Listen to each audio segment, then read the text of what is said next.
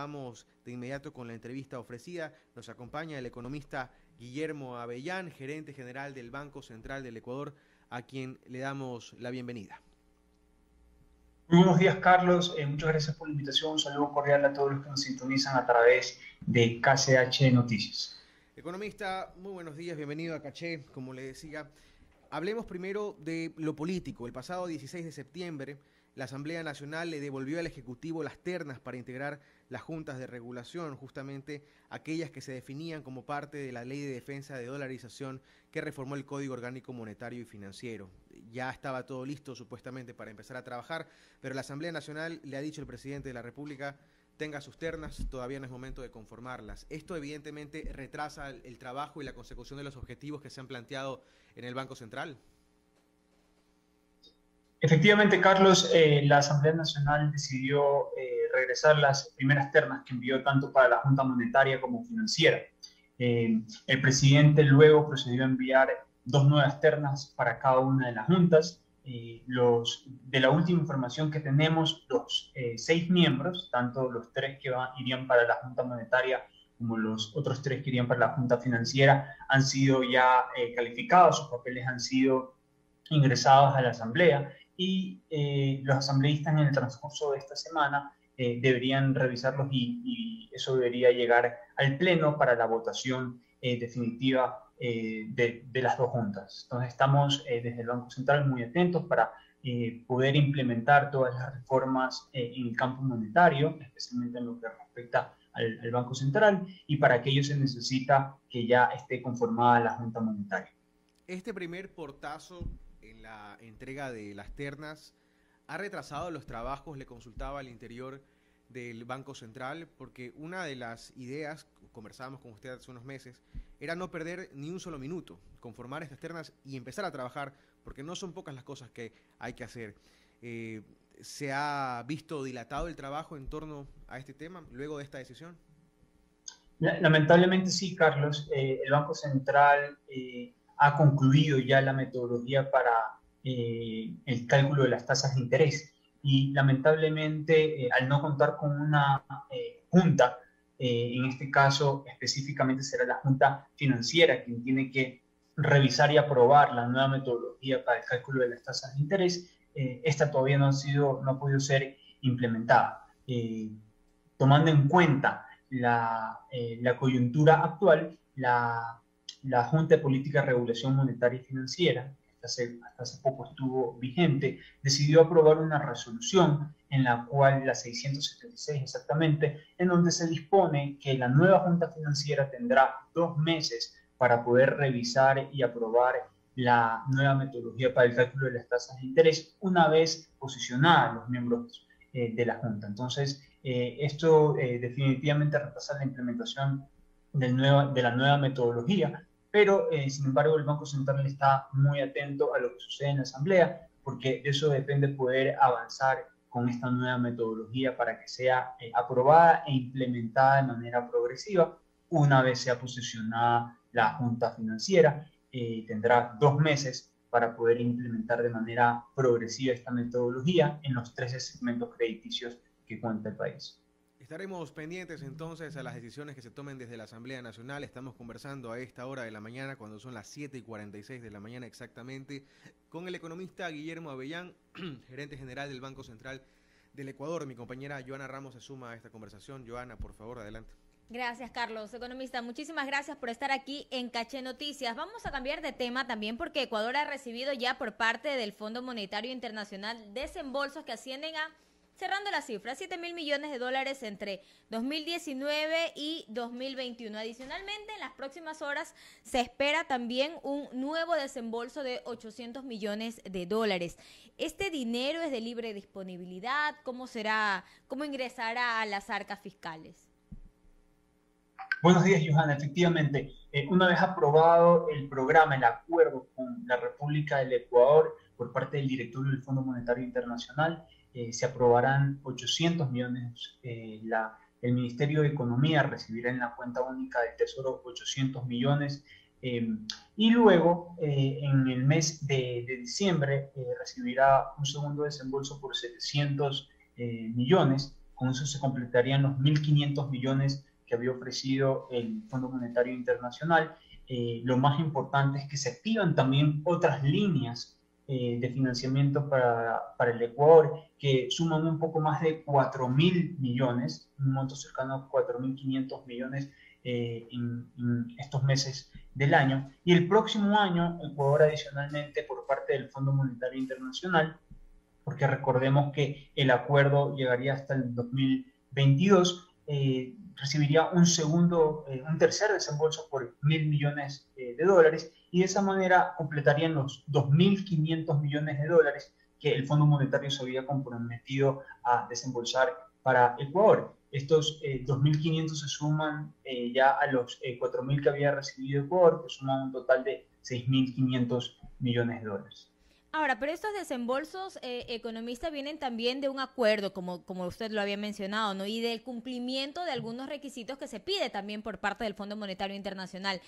En esta primera instancia, por decirlo así, prueba de ello es el desembolso que se espera en las próximas horas. Ecuador ha cumplido, pero a futuro, porque, por ejemplo, tenemos esta ley creando oportunidades que no pasó su primer bache en la Asamblea del CAL, por decirlo así. ¿Cuál es la imagen entonces que da el país a los demás organismos multilaterales para que continúen enviando dinero? Sí, Johanna, respecto a su pregunta anterior, me quedó pendiente mencionarle que Ecuador tiene muy claro para qué serán recibidos estos recursos. Van dirigidos para el Ministerio de Economía y Finanzas para atender sectores prioritarios. Son de libre disponibilidad por el hecho de que van a atender el presupuesto, pero evidentemente hay prioridades en materia de salud, seguridad y educación. O sea, ese dinero incluso puede ser utilizado para atender el estado de excepción de las cárceles. De acuerdo, sí, porque es para motivos presupuestarios, como había mencionado el ministro de Economía y Finanzas. Ahora, respecto a su segunda pregunta, relacionada al tema de las reformas que va a implementar el Ecuador, es importante mencionar que el acuerdo con el Fondo Monetario Internacional tiene tres objetivos muy claros. El primero es crecimiento sostenible, el segundo es poder ordenar las finanzas públicas y el tercero es la generación de empleo. Dentro del segundo objetivo, que es la reforma del Estado y ordenar las finanzas públicas, una parte, un cuarto de eso, proviene de una reforma tributaria. El resto viene de una gran reforma al Estado, en donde se busca poner la casa en orden, poder utilizar el gasto público como una herramienta de desarrollo donde hay transparencia y eficiencia para poder de alguna manera fortalecer el gasto prioritario, salud, educación y seguridad. Entonces, si bien la reforma tributaria es importante, gran parte del esfuerzo que va a realizar el país por ordenar sus finanzas públicas viene por una gran reforma en materia de transparencia y eficiencia del gasto público que le permita al gobierno nacional priorizar el gasto público en tres sectores: salud, educación y seguridad. Empezamos ya, en realidad, el tercer y último trimestre de este 2021, un año marcado por la reactivación económica. Pero ¿cómo cerraría entonces este 2021 ya en cifras macro?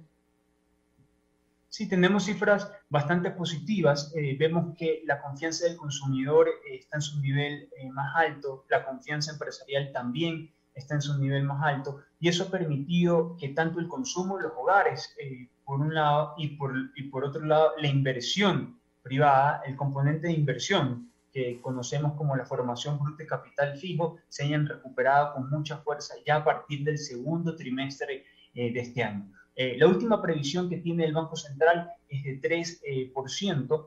Se tiene previsto en el último trimestre de este año hacer una actualización de esa proyección. Esperemos que pueda ser al alza. Las cifras tanto de consumo en los hogares, de inversión, las exportaciones vienen recuperándose a un ritmo muy importante. Podemos ver que la economía ecuatoriana creció en 8,4% en el segundo trimestre del 2021, comparado al mismo periodo del año anterior. Este crecimiento se debe al incremento de las exportaciones en 16%, un crecimiento en el consumo de los hogares de 10,5%, y también el consumo del gobierno registró un crecimiento de 3,3%. Ahora, lo más importante y la ciudadanía debe conocer es que el consumo en los hogares venía contrayéndose durante 7 trimestres consecutivos. El consumo del gobierno o el gasto del gobierno venía contrayéndose en 8 trimestres consecutivos, y en el caso de la inversión, también conocida como la formación bruta de capital fijo,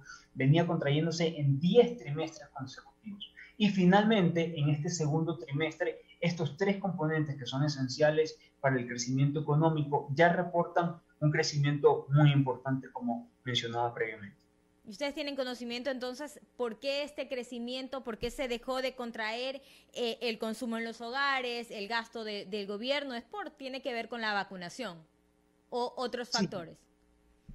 Hay ciertos factores. Recordemos que la vacunación, el programa de vacunación comienza con mucha fuerza a partir de julio y agosto, pero muchas compras se realizan en el segundo trimestre de este año. Entonces, el incremento en el gasto del gobierno definitivamente se debe a las inversiones que realizó el gobierno nacional para poder implementar el plan de vacunación. Entonces está relacionado a bienes y servicios en materia de salud. En el caso del consumo en los hogares vemos ya un incremento de 4,4%, ¿verdad? El consumo en los hogares respecto al primer trimestre del 2021, pero vemos también un incremento respecto al año anterior de este componente. Y podemos ver que eso se debe principalmente a una recuperación en los sueldos y salarios, a un incremento en las compras de bienes y servicios, y también viene respaldada por un incremento de las remesas. Y las exportaciones se deben principalmente a un incremento, una recuperación de las exportaciones petroleras, pero también vemos un crecimiento muy importante en las exportaciones no petroleras, especialmente de camarón, pescado y flores. Nos queda claro entonces, economista, muchísimas gracias por acompañarnos hoy en Caché Noticias. De nada, un gusto. Saludos cordiales a la ciudadanía.